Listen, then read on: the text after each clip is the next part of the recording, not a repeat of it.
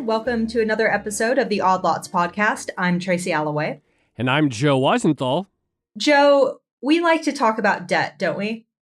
We do.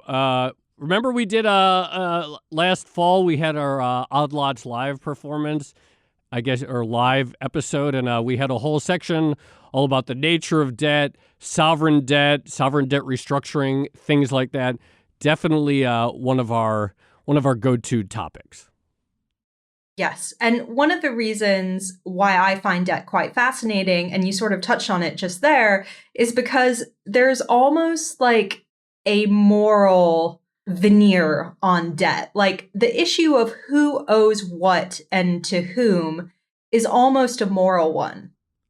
I've totally noticed this, and I totally agree. I mean, there was a story that I tweeted out from Bloomberg a couple weeks ago about how, StubHub, it's where you could buy tickets for like concerts and sports games and stuff. Yeah. And they had this thing on there. They were like partnering with some company so that if tickets were too expensive for you, you could borrow money to buy them. And people just have such a visceral reaction. They're like, oh, this is terrible. This is outrageous. And like, I guess kind of, but it's so interesting. Like nothing makes people more upset in the financial sphere than the perception that someone is taking out debt in an unsustainable or way or for a reason that doesn't make total sense, like maybe like buying a house or something. People have such strong views on debt. Totally. It's a hot button topic. And this is one of the reasons why debt restructurings are so fascinating, because it's just one giant argument over how to work out the debt and whether the country that assumed all that debt deserves to get away with it, as a lot of people think. But there is one particular notion of debt that is even more interesting from a moral perspective than all others. Do you know what it is? Tell me what it is. Odious debt. So this is, define odious debt, because I've seen this for a long time, but I'm not sure if I actually know the proper definition. Okay, well, it's something that has been mentioned on our podcast, I think a couple times before now, but we've never really gone into it in detail. But the first thing to know about odious debt is it's a concept that really only exists in the minds of lawyers and academics. It doesn't really exist in the real world. But what it is, as a concept, is the notion that if a government issued a bunch of debt and the government did that without the consent of the people and did it without actually benefiting the people, then the new government shouldn't necessarily be responsible for that debt. And you can imagine that the scenario where that would most likely apply is something like where you have a dictator or a despot that takes a bunch of debt and uses it to terrorize his or her population. And then eventually, they get overthrown. There's a new government. Should the people that suffered under the previous regime have to pay back the debt that the dictator actually borrowed? Right. It's a great question, and of course, incredibly complicated. And automatically, you could imagine that the question of whether debt is odious or not would be very subjective and open to interpretation. But fundamentally, paying off a past debt involves an imposition on real resources of a country. That's less money that can go to domestic needs, social services, rebuilding after a war, things like that. So while on the one hand, you might say a nation's debt is a nation's debt, the question about what is realistic to impose on the new population, on the new government in terms of damages and obligation to pay, there's a major moral dimension. Absolutely. And I mentioned at the beginning of that definition that odious debt is really just an idea. It doesn't exist in the real world. But what we're going to talk about today is the closest we ever got to odious debt actually being enacted as some sort of legal precedent. The world did get very close to it. And we're going to find out exactly how close and why it didn't really materialize as a concept. And we're going to do it through what was really one of the most interesting debt restructurings of all time.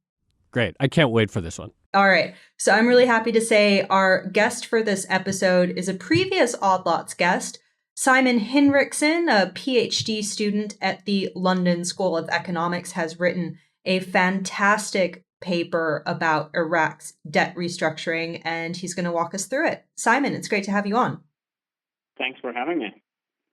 So, Simon, first of all, it is really a fantastic paper, and it's available on the LSE website, so everyone can go and read it, hopefully after the podcast.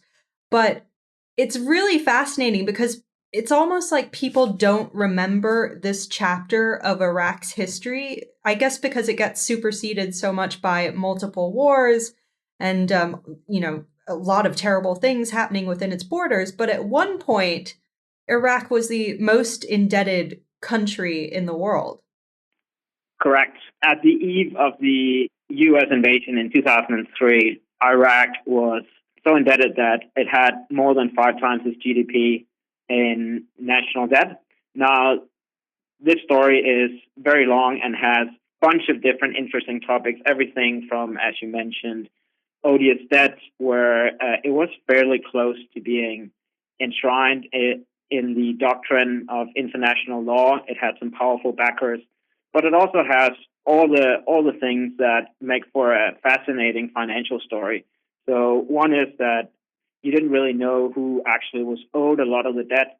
Some of the debt was political. Some of the debt was owed through a variety of shady or illegal holdings. It included various national intelligence agencies and goes all the way back to the early 1980s.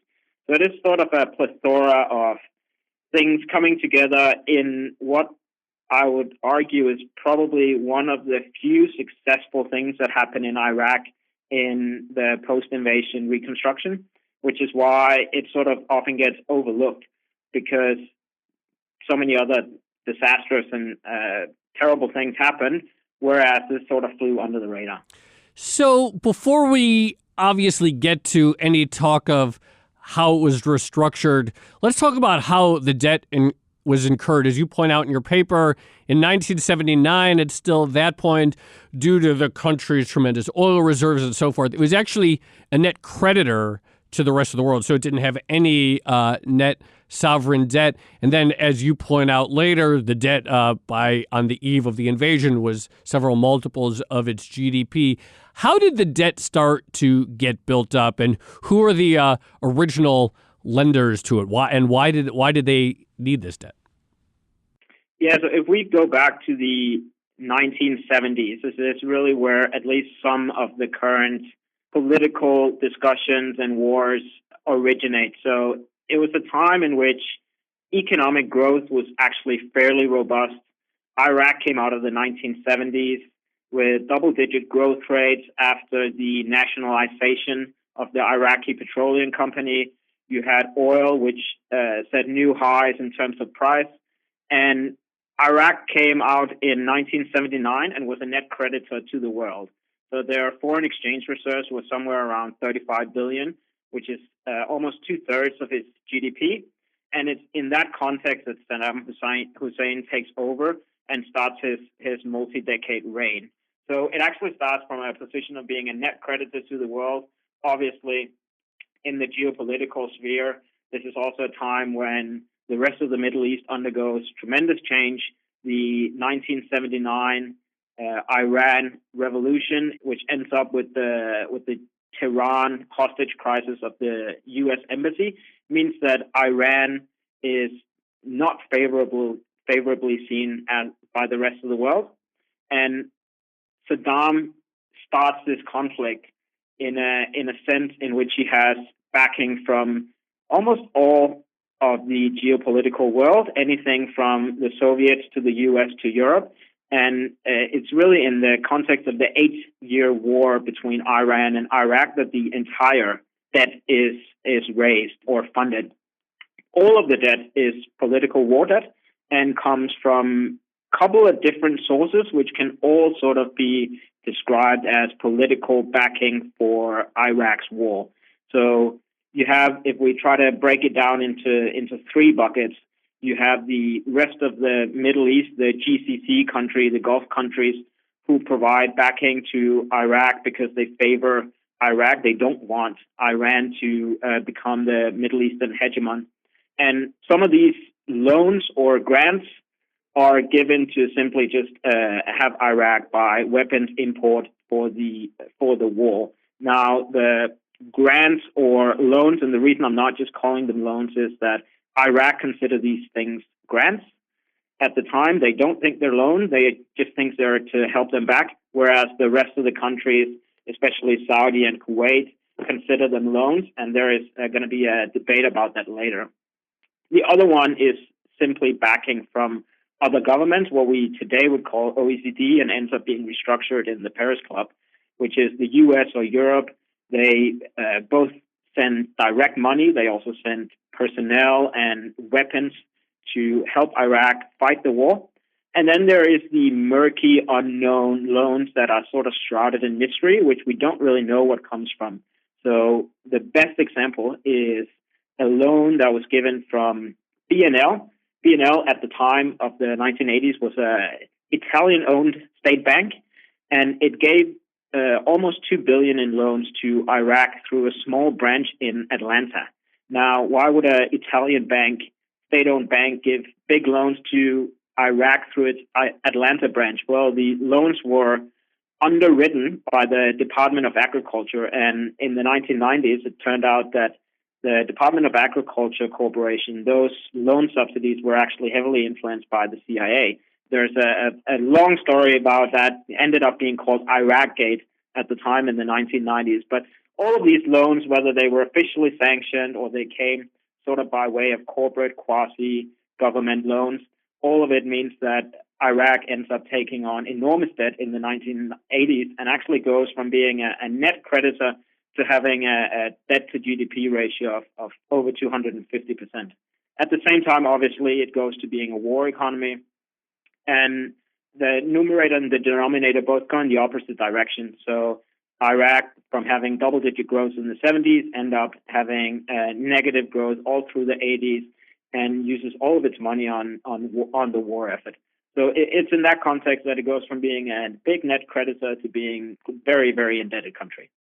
So Iraq basically has the goodwill of numerous actors in the Middle East, as well as international actors like the US, like the UK, and it's basically fighting a proxy war against Iran, and these countries and actors are willing to fund it, and that starts the cycle of debt accumulation. But then at the end of the war, its economy is also suffering, and so growth is slowing, and the debt to GDP ratio really starts to explode at that point. But of course, it still has political goodwill on its side. But then, Simon, you wrote that something quite big changes, and that's the point at which the debt actually becomes a problem. What was that trigger point? After the Iran-Iraq war, or really by the time of the end of it, the geopolitical landscape changes. One is obviously that the Soviet loses some of its influence in the world. Another is that Iraq overplays its hand. So it is victorious militarily, but it ends up being a weak country in the end in the geopolitical sense. And even then, Saddam, after the war, thinks that he has the power to actually be the new big hegemon in the Middle East. So he starts to be more aggressive. Some of the loans that he considered grants from Kuwait, there is a dispute about that in the late 80s, and he uses it as a pretext to invade Kuwait, which ends up being the first Gulf War. At this point, nobody is really on Iraq's side anymore. The geopolitical support that was massive because nobody liked Iran after the hostage crisis has completely evaporated. And not only that, everyone is afraid that after Kuwait, Iraq is going to consider going into Saudi Arabia, which is heavily supported by the West. So Iraq is defeated, and instead of actually being able to service these loans because it can just keep getting money from its backers, it ends up starting to default because the interest payment starts to add up. It needs to have more money for infrastructure.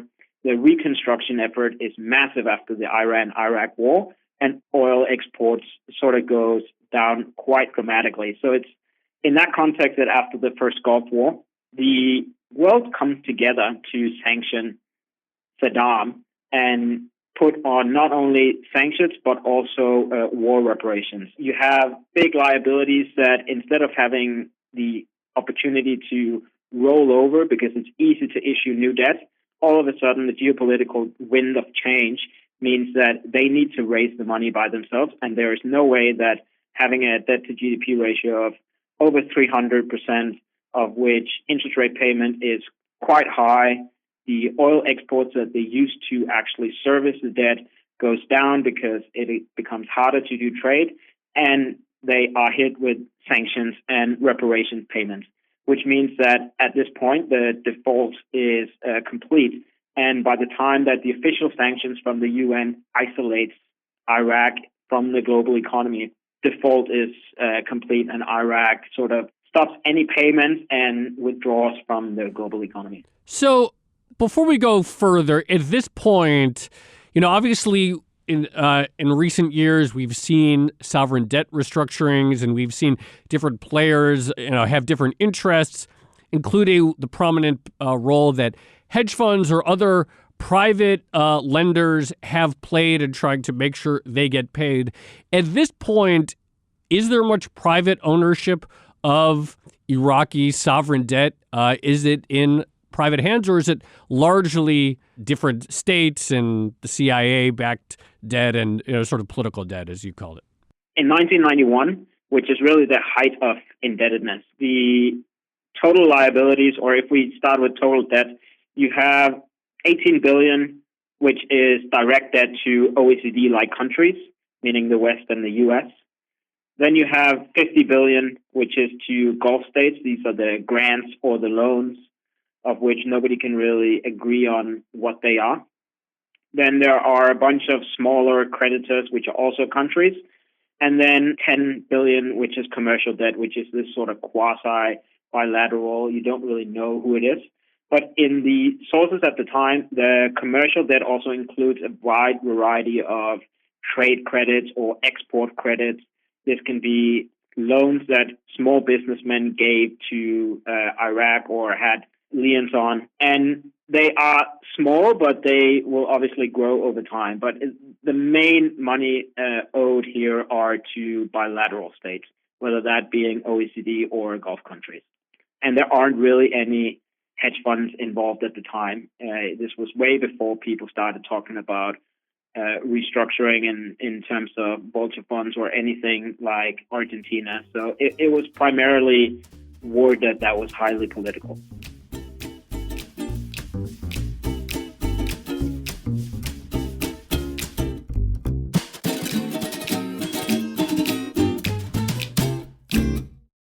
Simon, you say in the paper that you constructed, I think it's the first chart of Iraq's debt to GDP ratio going all the way back to 1979. Is that right? Correct. How did you actually go about doing the research for how much Iraq owed at these various points in time? Because as you point out, it's sort of a tangled web of obligations that they're weaving, right? You have everything from sovereign creditors like the United States to a guy that, imported a bunch of frozen chickens into Basra and wants to get paid. So how did you actually go about accumulating all that data?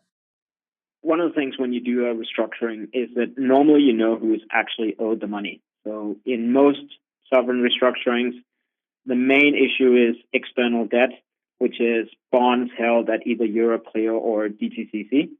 So you actually know who owns the bonds, and you can get them together and make an offer or start negotiations.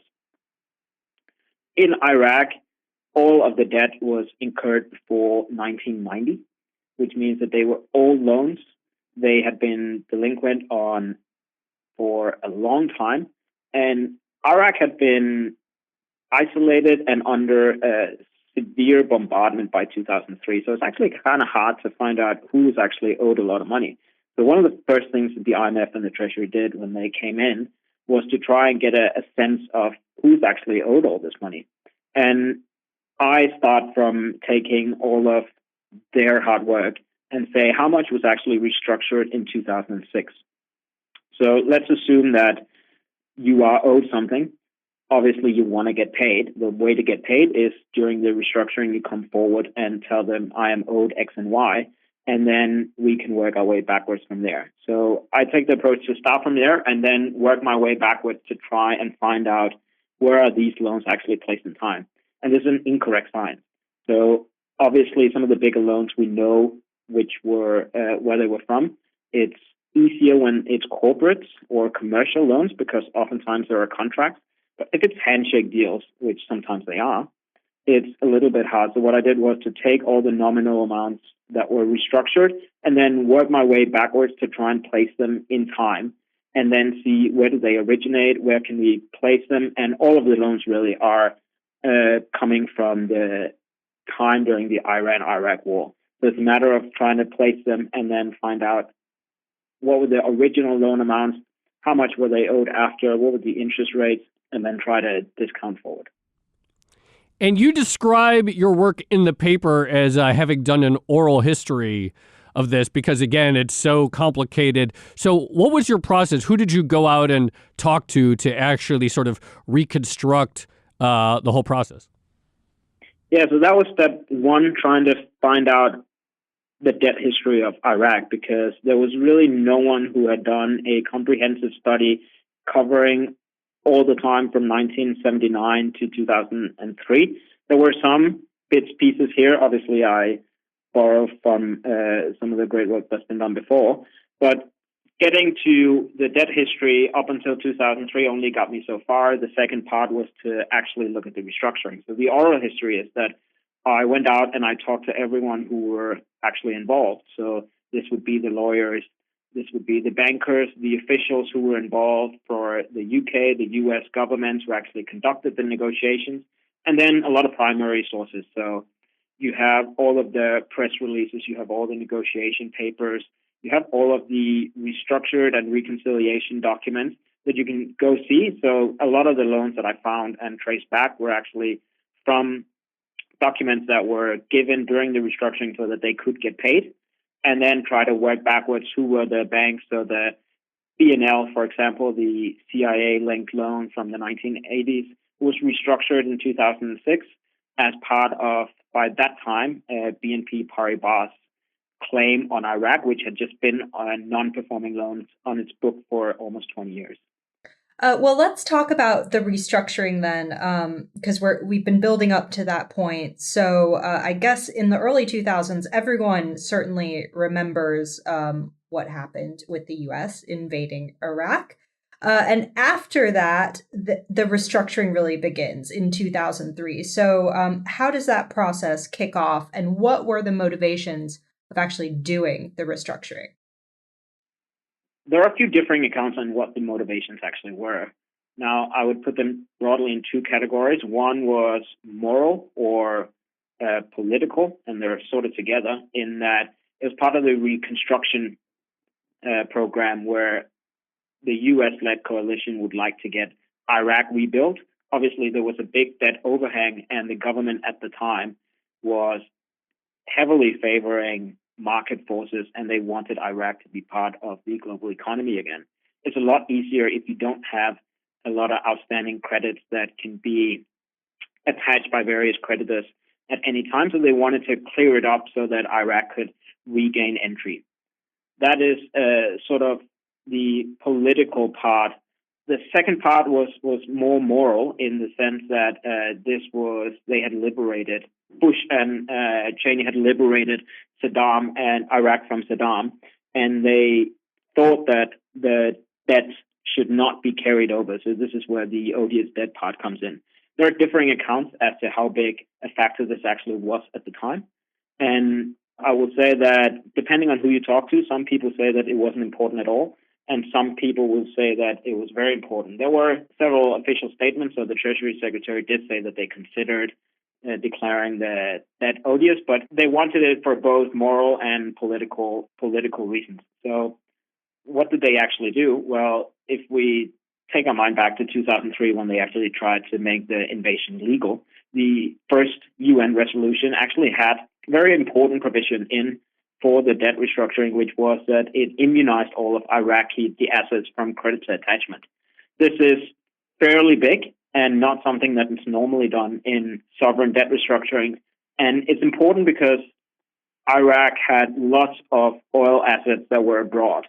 And if all of a sudden creditors started to come out of the woodwork and say, we want to get paid on our money, on our debt, then they could start to attach these oil assets. So it was enshrined into UN law that Iraqi assets were immunized from creditor attachment, which was sort of the step one and was part of the discussions from even before the invasion. Now, after that, it got a pretty big push from the economic part of the invasion force. So the CPA, the provisional government that the coalition set up, had an economic office of which it had a couple of big projects, of which debt restructuring was one of the main ones. So it was from early on agreed that there would be a debt restructuring, and you can see if you go back, Bush, the Treasury Secretary, Snow, they all talk about this is a priority in the reconstruction of Iraq. Okay, so we have the UN statement immunizing domestic energy assets from being seized by creditors. We have the rhetoric about wanting some sort of restructuring and some talking about how this debt should be seen as odious and therefore canceled. What was the gap, if any, between the rhetoric that we heard from the Bush administration versus what actually got put into practice in terms of the restructuring, and where did things break down in that respect? I don't know if they really broke down, but they started early. They started early on to talk about how do we actually want to do this restructuring. So there are a couple of different ways you can go about a restructuring. Obviously, Iraq had three big creditor groups. One was the Paris Club people. These are the OECD, the developed countries who are owed money directly. A lot of negotiations start there. Then there was the commercial creditors, which were owed money. And then the bilateral governments, which are all the non-Paris Club, which mainly means, in this instance, the Gulf states and China. And the U.S. had enormous political power to put behind pushing for a deal, especially at the Paris Club. So this is where they started. And they went to the Paris Club saying that we want as much debt write-down as is possible. And this is where the context about the time of negotiations is important. So it varies enormously how big a haircut government creditors actually take on their sovereign debt. So we have stories about as low as less than 20% haircut, as was the case in Uruguay, to almost 80%, which is the case of the Argentinian restructuring in 2005. Obviously, there were things happening after that, but just in terms of the haircut that creditors take, it was actually during the time more creditor-friendly restructurings that were the norm. Obviously, going out and saying we would like your debt to be restructured at somewhere around 80 to 90% haircut was a pretty big ask at a time when creditors actually had a lot of power to say that. So the initial talk is, where do we actually go about during the restructurings, and how can we use the political muscle to push it through? This is where you have the two groups of people who are normally involved in restructurings. So this would be the IMFs and the U.S. Treasuries and the bankers and the lawyers of the world who want to do a normal restructuring where you do either a debt-for-debt swap or a debt-for-cash swap. You do it through the normal channels of negotiation. Or you had the non-standard players, so the White House, the Pentagon, all of the grassroots organizations who say, you know what, all this debt that Iraq has, we want you to declare it odious because it is not moral to pay it at all. The debt was not for the people. It had no benefit. It was for the personal enrichment of Saddam Hussein, and it was really used for a political war in which the citizens of Iraq didn't really play a big role. So it's the clash of those two, and both of them came out in the same way in the sense that they wanted the debt write-down to be big, but whether you go through a normal restructuring process or whether you declare the debt odious have two very different outcomes. So there is this internal battle between the groups, and as you might have guessed, the IMF and the treasuries and the people who are actually involved ends up being on top. And the reason is that they convince everyone else that, one, this is how debt restructuring should work. We don't really want to open the can of worms of starting to declare sovereign debt odious. And we can get a big write-down anyway. So they went out and said, you know what, we can probably get 90% haircut. We think that it's not needed to be declared odious. And in the end, the opening gambit from the coalition side at the Paris Club, which is where sovereign debt negotiations are negotiated at the Paris Treasury, the French Treasury in Paris, our opening gambit is that we're going to say we can get 95% haircut. Obviously, it ended up a little bit lower, but the US and the UK went pretty hard and said, you know what, we can do it the normal way and we can get where you want us to be. The other side of that was mostly the Europeans, so the Russian and the German and the French, who thought that 95% haircut was actually a little bit excessive. They thought 50% is better. And the US was not really a big creditor. So while they had political muscle, they didn't really have much debt. They only had $4 billion. And they end up doing it it takes many months, negotiation back and forth. It ends up being agreed at a summit in Chile between Putin and Bush, where Bush has to personally push Putin at 3 separate meetings at the margins of the summit to actually get a deal. And the deal they get is fairly harsh on creditors. So they end up with 80% haircut, which comes in 3 tranches. And they do it in a way that's not actually normal for the Paris Club. So there is this idea about flow treatment and stock reduction. So normally you take the flow treatment first. Now, this wasn't really an issue for Iraq because they didn't really pay interest on the loans. But you don't really write down the debt until all of the conditions are met. The 80% debt reduction came 30% upfront, and then the IMF got involved over 2 times to actually help provide a debt sustainability analysis, which by the Europeans at the time were considered a work of fiction because it underscored how much revenue would come from oil, and it was a rigid assumption that didn't change at all. But they ended up taking a net present value reduction on all of the debt of just under 90%, which by the time is far higher than any other sovereign debt restructuring in the last 20 years. Okay, so a haircut of about 90%. How replicable would such a debt restructuring be again? Because it seems like this one's fairly unusual in the sense that you had the UN, which somehow was able to immunize or protect Iraq's biggest assets, which were tied to its oil industry.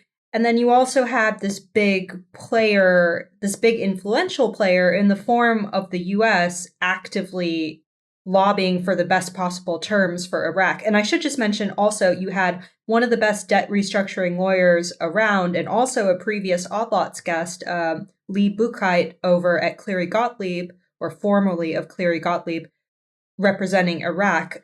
So all these great things going for Iraq when it comes to this debt restructuring. So is it just an isolated incident of one of these things going right for once? I think it's an isolated incident in the sense that at the Paris Club, they had the political backing of a coalition, which were all on the same side and mostly represented the big creditors. They had the UN resolution, which meant that it was really hard for the creditors to do anything. There were no remedies to actually enforce the debt.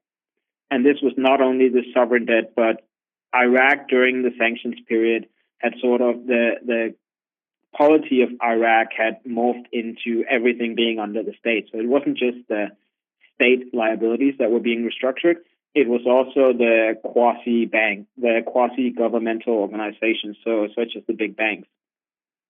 And the UN resolution really stopped anyone from trying to enforce their creditor rights, which meant that a lot of people didn't engage. So whereas in Argentina, you have hedge funds like Elliott coming in, seeing that we can make a good argument that we should be paid more than the restructuring offer, because there were no remedies for creditors to actually force Iraq to pay, they didn't really engage, which meant that it is unique in the sense that it was very easy to actually get everyone to pay. So after the Paris Club negotiations were conducted, the commercial restructuring was a little bit easier in the sense that there was a comparability of treatment clause in the Paris Club, meaning that no other creditors could get a better deal, which meant that you could go out to everyone and say, if you are owed money, this is the best deal that you're going to get.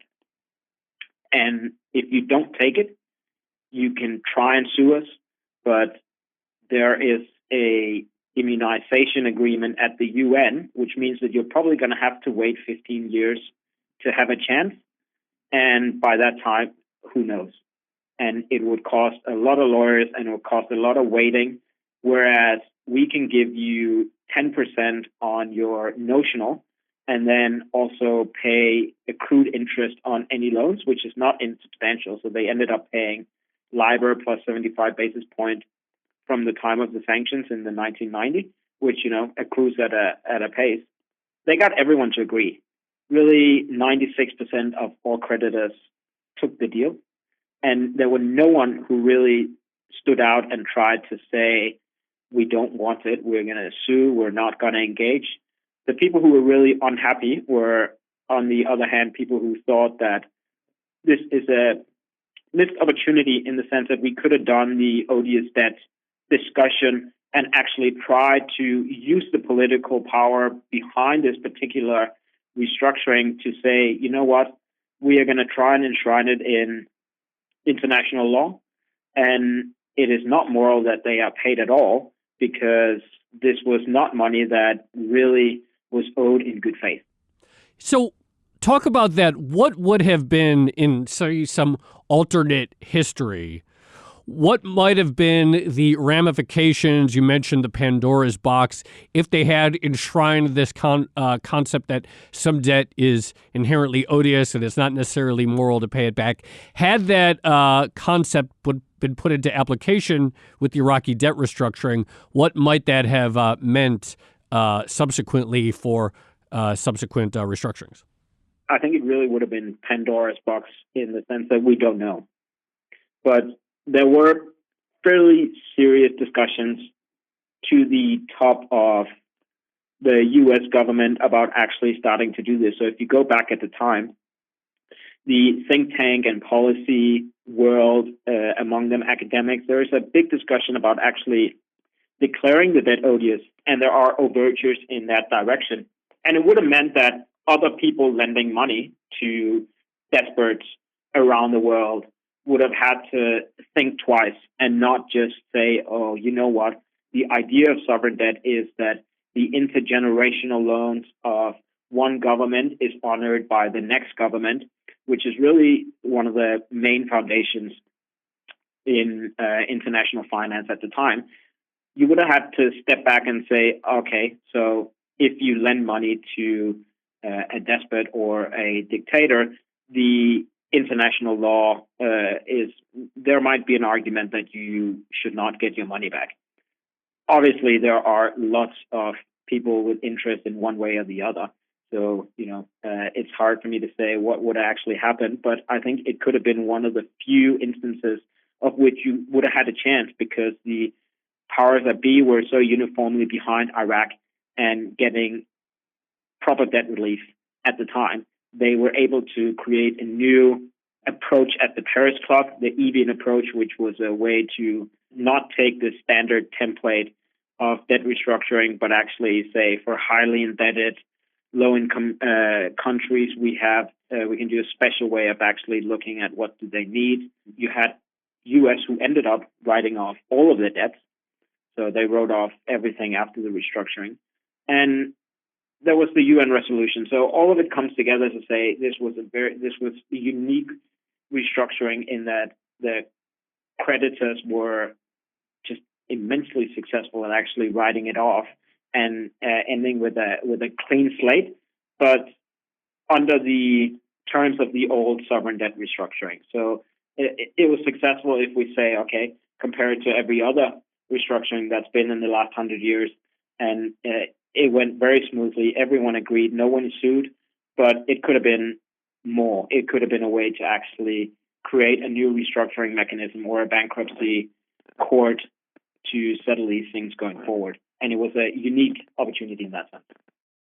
Is it weird that, I mean, a lot of this debt, as your paper points out, was incurred in the 1980s when Iraq was fighting against Iran with the support of a lot of its creditors who were actually giving it money in order to do this.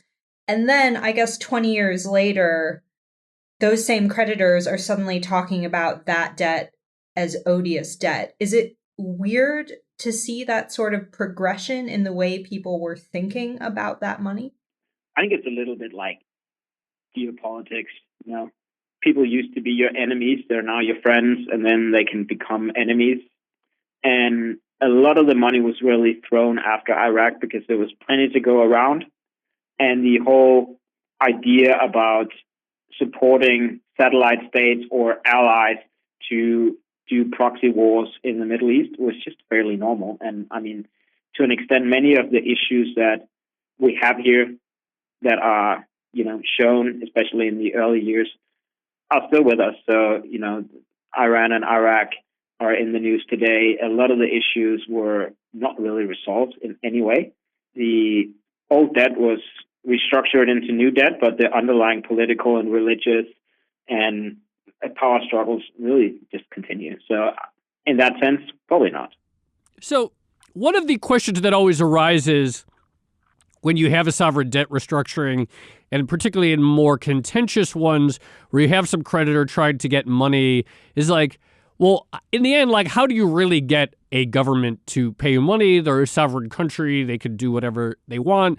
International law is sort of a weak, nebulous concept at best.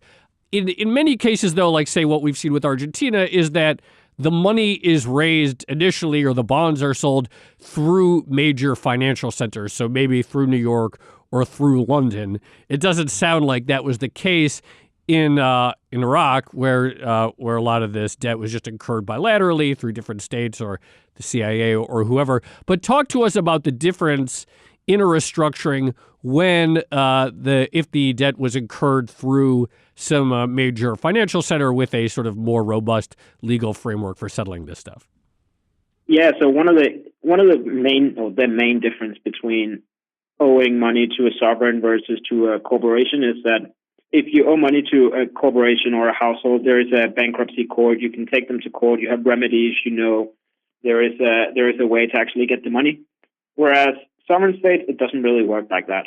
In the last 200 years, or really before that, the idea that you send in the gunboats was that you sometimes just had to force people to pay. And there really isn't a way to force sovereigns to pay, or at least historically there hasn't been. So why do sovereigns pay interest on debt? Well, it really comes down to mainly one or two things.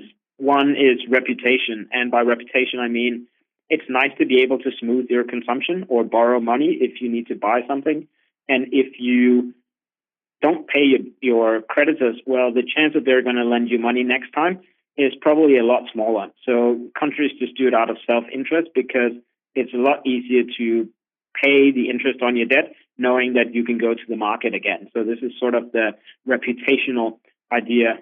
Second, there are sanctions. So the historical analogy would be that you're put in debtor prison, but you could also just be forced. So in the 1800s, it was just a matter of raw power often, where one country forced another one to pay. All this really changed in the last, shall we say, 30, 40 years with the rise of financial centers. So in New York, in Hong Kong, in London, most money flows through one way or the other. So if all of a sudden the laws of London or English law or New York law suggest that if your money touches New York, you have to abide by certain rules, which means that you can have cases like Argentina, where even though none of the creditors or the debtor were really in New York, the judge in the case sat in New York and could really say, yes, but all money flows through here at some point, and I'm going to slap motions on it if it does, which means that the creditors do have certain remedies to all of a sudden force countries to pay.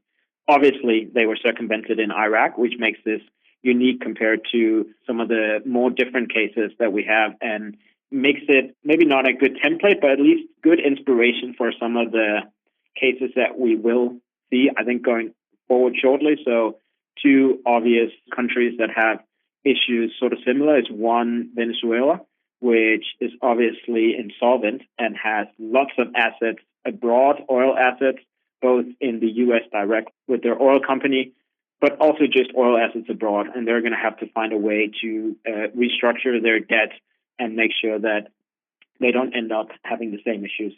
The other one is Lebanon, which has a lot of debt, which is both foreign and domestic, and they have a dollar-pegged currency. I know you had Paul McNamara on to talk about Lebanon a couple of weeks, a month ago, suggesting all the various issues, and they come from the same idea that you need to find a way to make sure that the restructuring actually works and you don't get entangled in all the legal issues that can come afterwards. So in the process of doing your research, did you come across any interesting instances or anecdotes about the commercial creditors? One of the things is that the lawyers looked at precedents of how do you actually find out who's owed money on the commercial side. So I found out that the commercial creditors range from the big banks, and there were many European banks owed money, like we talked about before, but also just lots of trade credits, and people owed money for small things like export delivered just before the sanctions. And they did struggle about how to actually do it. So one of the things that they've been talking about was how not to do it. So one story is that in 1975, Nigeria ordered 16 million tons of cement to arrive within a year for their harbor or for their to plug a shortage. They hadn't really made the calculation correctly, so it was far in excess of what they actually needed to receive. The result was a run-up in trade debt that needed to be settled, and the government took out a newspaper ad asking anyone owed money to contact them. Now, obviously, a lot of people contacted them, and Nigeria was inundated with claims, and it really entangled the debt. It really was a debt reconciliation nightmare, and it ended up settling only 1/3 of the claims. So, in the commercial settlement or reconciliation and part of the restructuring, they set out some very formal rules of how could you actually deliver a claim to make sure that you don't end up with just taking ads out in newspapers, hoping that anyone could just say, hey, I have owed money. I love that. It's sort of the complete opposite to the normal situation to have requests for money actually flowing into Nigeria rather than out of it. I know. I wonder if that's the original idea for the Nigerian princess. Nigerian princess, yeah. Okay, well, so a really fascinating saga of debt restructuring, and one that could hold clues as to the future paths of two emerging markets that are possibly on the brink of default. Simon Hinrichsen, thank you so much for coming on. Thank you for having me. Pleasure. Thanks, Simon. That was great.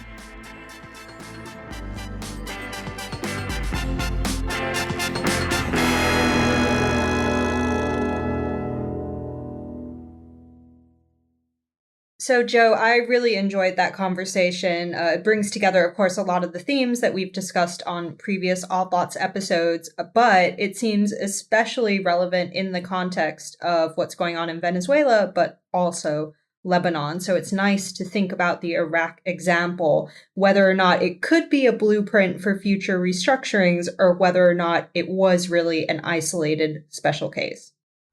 Yeah, I mean, there are certainly aspects of it that feel extremely isolated. The fact that so much of the debt was sort of to official entities like other governments that didn't have particularly much reason to extract a high price. You have to figure it would be difficult. We know there's a lot of debt held in countries like Venezuela and Lebanon where, they're held by a money manager that has to earn some return or has clients, but nonetheless sort of a fascinating look at just the sort of unusual circumstances. And we never really talk about the Iraq restructuring at all, which I guess is kind of the point of Simon having done the research.